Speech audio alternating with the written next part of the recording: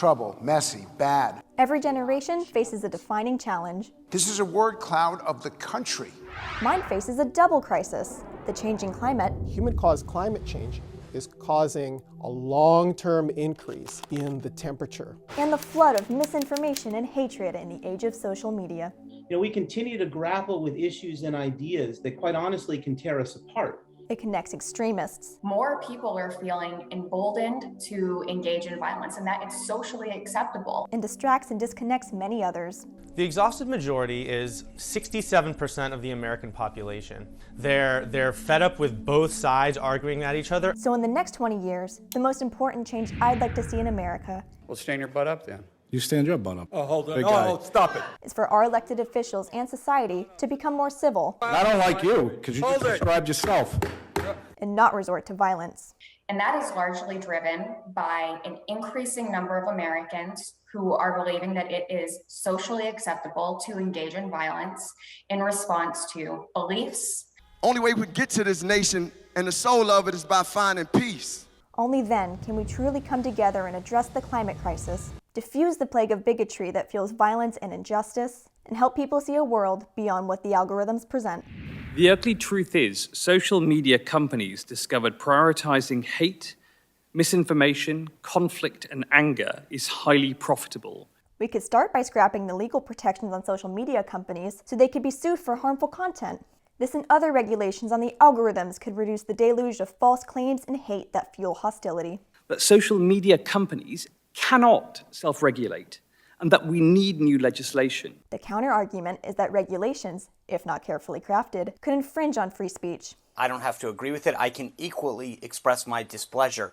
And that social media is not the source of the problem. So many people in power and in politics are saying, well, the problem is social media. And it's like, no, the problem is police violence. What's polarizing is racism. And that's where looking forward requires a better understanding of the past. And you better know how the country works. And 25% of respondents couldn't name any of the branches of government. We can see that we don't do enough to teach history. And doing more to teach history requires a greater emphasis on civil and human rights, and the lessons from triumphs and the tragedies of the past century. My mother was a guest in Treblinka. Helen Borenstein lost her parents in the Holocaust. The other surviving Holocaust victims saved her life by sharing their food and repeatedly putting their own lives at risk to protect her. She said, come over and I'll give you food. That's the first lesson I learned from Helen. Compassion and kindness and courage can bring light to our world in ways we may never know. It already has, from people we never knew. Her daughter came to me when I lived in New Jersey, and I told her how she saved 3 souls. It inspires me to give more, to match hostility with kindness and hatred with love. We should accept everybody. But while we defeated the Third Reich, the evil that fueled it still remains, and we have to stand up to it. That's the second lesson I learned from Helen. She said a lot of people overlooked Hitler's bigotry and lies until it was too late. Many Jewish people voted for Hitler because Germany lost the World War I. You are not the same color, you are not the same religion.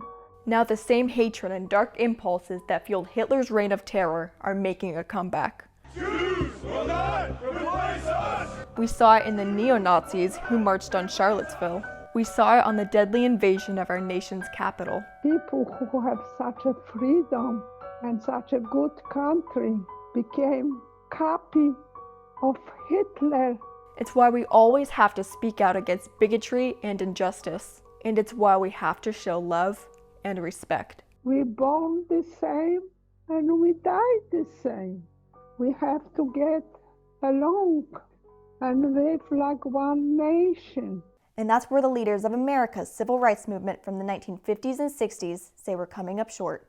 What would Dr. King think of our country and race relations today? He would be very disappointed.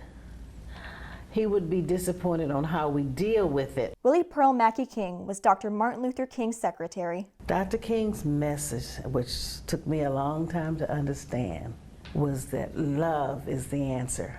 She typed his famous letter from Birmingham jail from the tiny scraps of paper that he used to write it from his jail cell. He said injustice must be defeated through civil disobedience, through peaceful resistance. I saw Dr. King get hit in Birmingham, Alabama. His hands just went down. And when we went in the back and he talked to the man, he was calm and loving, and people were upset. But Dr. King calmed the crowd down and spoke to that guy in a loving manner. I mean, violence begets violence. Joan Mulholland was one of the original freedom riders who also joined the first wave of sit-ins. You can't give up easy. People want instant results now, but it doesn't work that way.